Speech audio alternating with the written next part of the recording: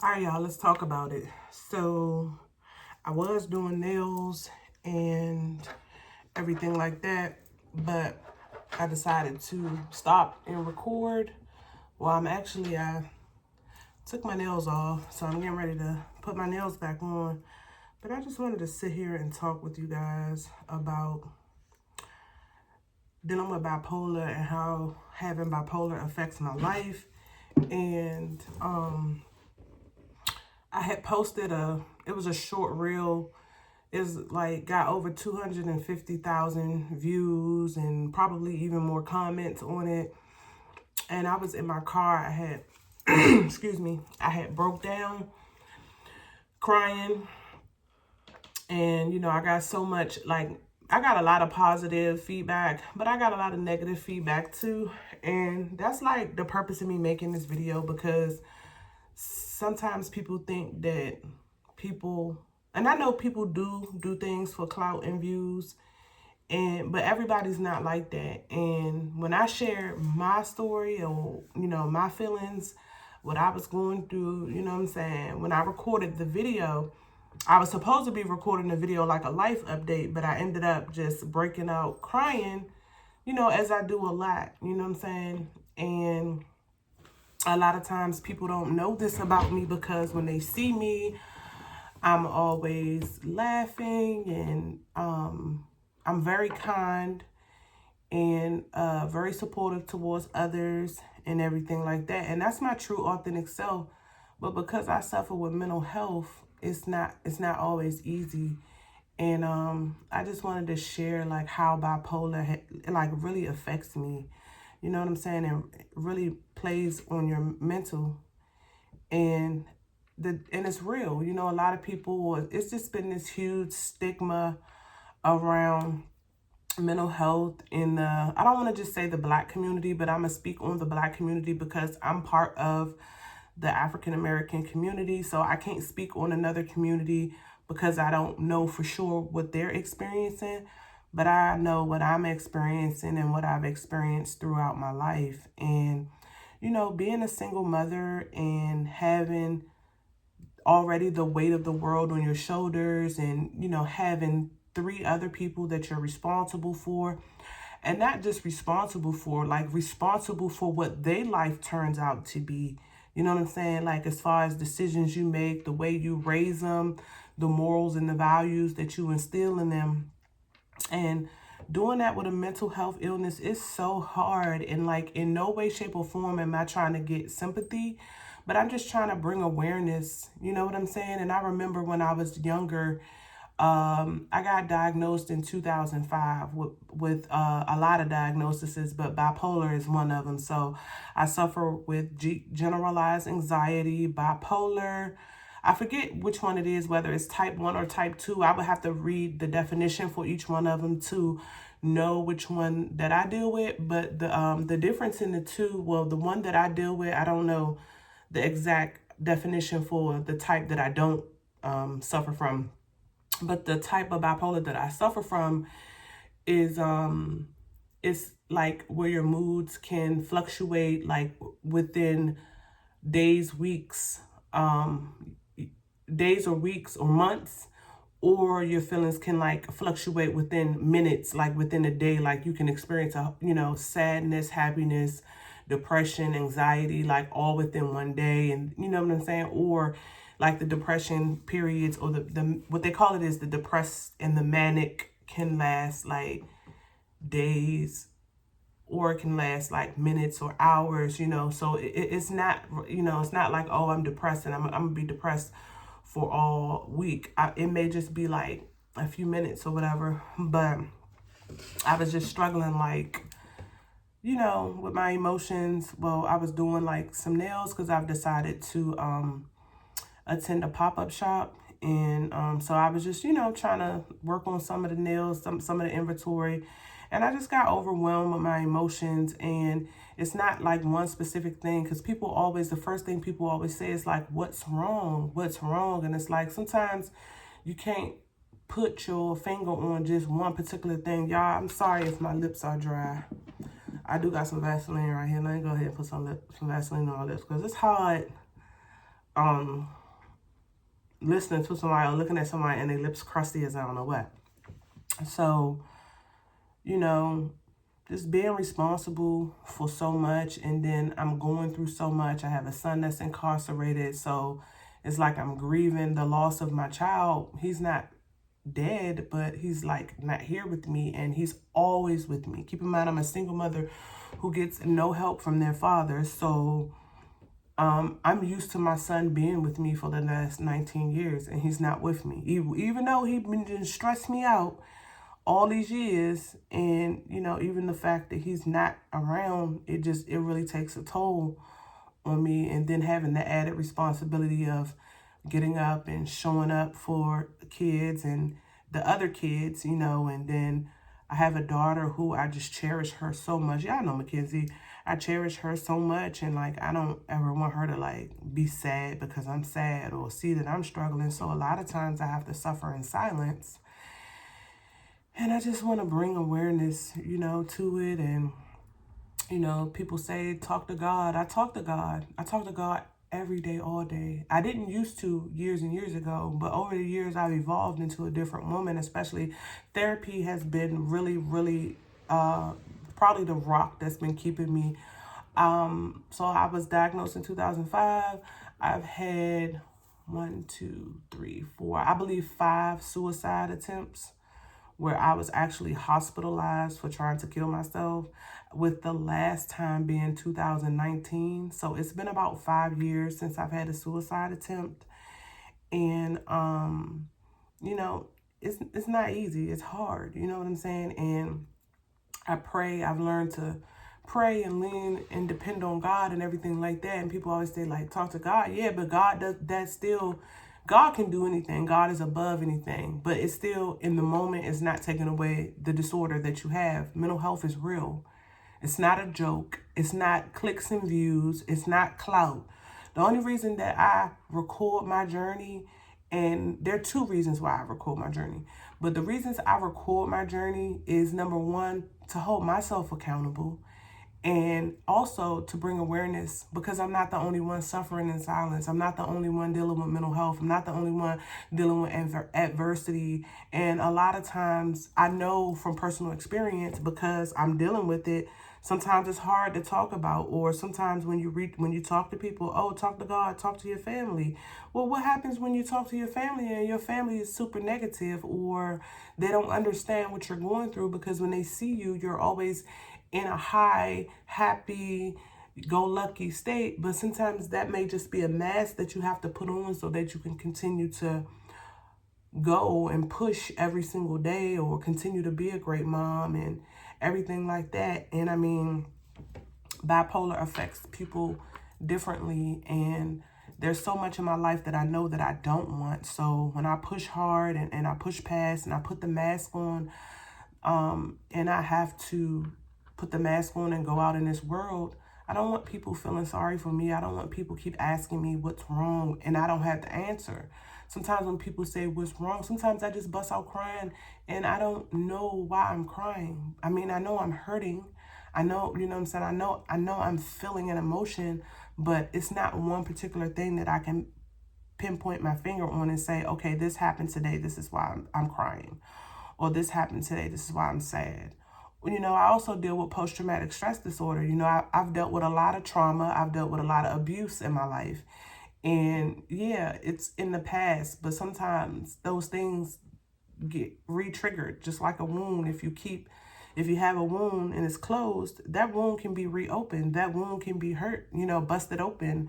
If you fall and bust your toe open and then your toe heals and then you turn around and trip up and fall again, you can bust your toe right back open again. So it's just a lot. And I'm not feeling hopeless now in this moment, but there are times when I feel hopeless. There are times when I feel like there's nobody there for me. And it is, people will say, oh, I'm there for you or whatever. And that's not the reality. Everyone has their own life going on. Everyone has their own life going on. Nobody can be there for you all the time but God. You know what I'm saying? So I do lean on God a lot, and I've learned how to trust in God a lot more, but I still have those feelings. I still have those emotions.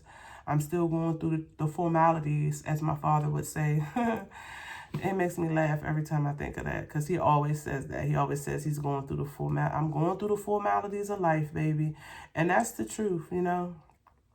So, you know, I don't want sympathy or anything like that. I just want to share my story, and I thought I would use my platform as, you know, a place to just let it out. You know, sometimes just talking about your problems, it just make you feel better. Maybe not long term, because dealing with bipolar is crazy, because the feelings, they come and go.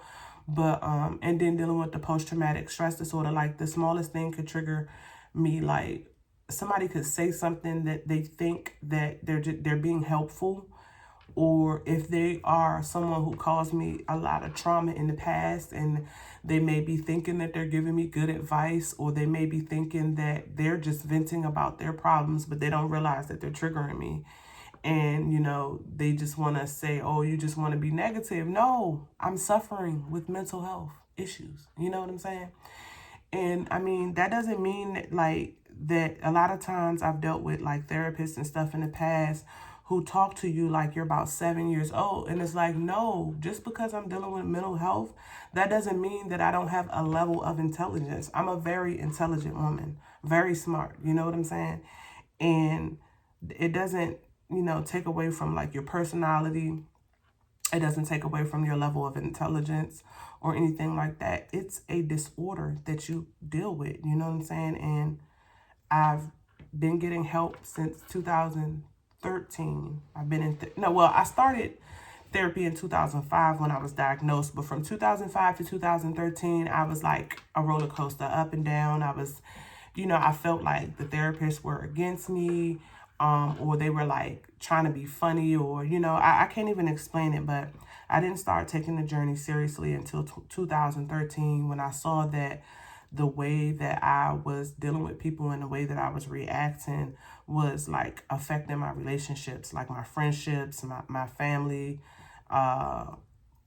actual like relationships with men. And also when you're dealing with like low self-worth and everything like that, sometimes it makes you, you know, deal with things that you normally wouldn't deal with. So that's why I have recently made a decision, like I'm not eligible for dating like right now. Like, you know, so many of my exes like have been in my DMs. I just had like one of my exes in my DMs on TikTok last night, like, hey, I miss you. And I'm like, that's nice. You know what I'm saying? I mean, I don't want to not say I miss you too, because I miss everybody that I've ever come in contact with. I'm just a very kind-hearted person. So like, you know, I miss the good times and, you know, everything like that. And I guess I've learned from the bad times, but I'm glad that I've come to a point to recognize what's toxic for me and what I shouldn't be doing.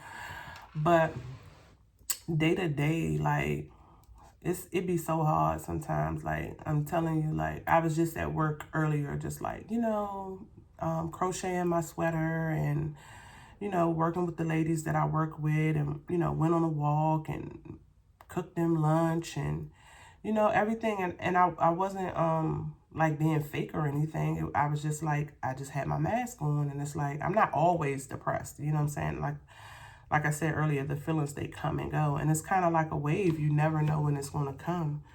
But I ain't going to ramble on too much about it, because, you know, it is what it is, you know what I'm saying? But, I mean, you can expect from me probably more videos like this, or more breakdowns of exactly what I'm dealing with. I've come to a point in my life that I'm not going to cover up how I'm feeling. I'm not going to close my lips because of who it may offend or who it may hurt. You know, I've done that a lot through my entire life.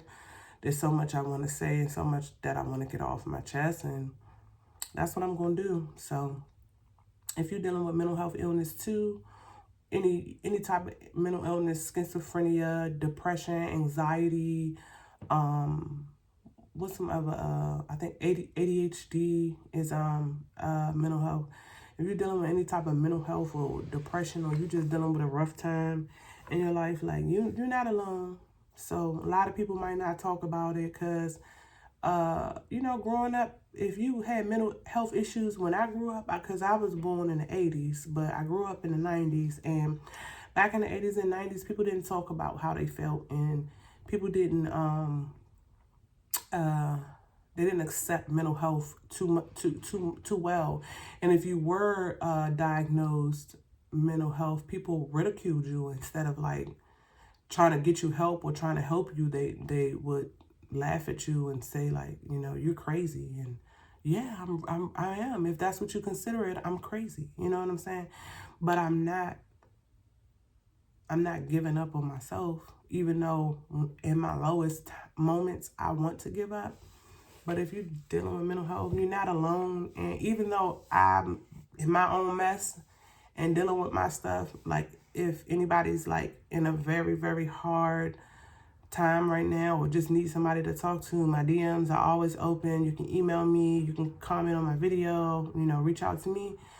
And we're going to get through this together. You know what I'm saying? Like, it's not going to be easy. I'm not even going to lie to you because I've been dealing with this for years and years. I'm soon to be 42, and I was diagnosed in 2005. So that's only 19 years, because that's when my oldest child was born. It's 19 years. That's only 19 years ago. That's only 20 years ago. So can you imagine the 20 years before actually being diagnosed? Like, you know, can you imagine, you know, your family not understanding that you're going through stuff, that they label you a bad child or rebellious or, you know, beating you up and being abusive, emotionally abusive, because people can beat you physically, but emotional abuse hurts way more than any physical abuse. I've dealt with it, you know what I'm saying? And but that's what is like the gas that gives me the gas to keep going, like all these years. And when I do put on the mask and I gotta smile and I gotta go to work, and I treat people how I want to be treated. So I'm always treating people with kindness. I'm not being fake or I'm not being phony. I'm just being myself. But yeah, that's what it is. So that's what I was dealing with tonight. But just talking to y'all about it actually got me feeling a little bit better. I'm getting ready to decide which set of these nails that I want to put on. I think I'm going to put on these ones right here that got the little mummies on it, because Halloween is coming up soon, and I think I'm still going to have the nails on because they usually last like 2 weeks. So I think I'm going to put those ones on with the little mummies. But this right here, my art, is like what really is like so therapeutic to me. So I hope that you are able to find something that you can help you balance. And art was one of those things, but sometimes I don't always get to do art as much as I want to because I have to be a single mom. I have to do everything for everybody else first, and then comes me and my needs and everything like that. But if you can relate to this video, give this video a great big thumbs up. If you know somebody in your family that's dealing with mental health, give this video a great big thumbs up on their behalf. And comment below. Let me know what you dealing with. You know what I'm saying? Are you okay? Are you suffering in silence? Are you being a support system for someone who is suffering in silence? And I know I'm not alone. So, and I'm not embarrassed. I'm not. I feel like as long as you keep working on yourself, then you're going to get better. Every day you're going to be a little bit better than you was the day before. Because I've evolved into such a wonderful, beautiful woman. And I was a beautiful woman and young woman and even little girl back then. I've always been a wonderful person.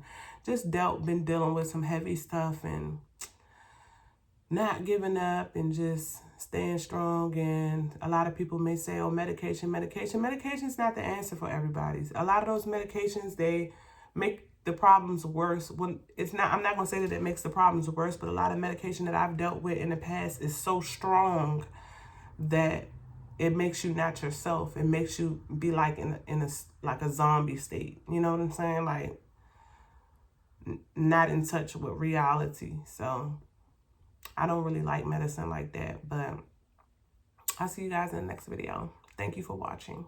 Peace.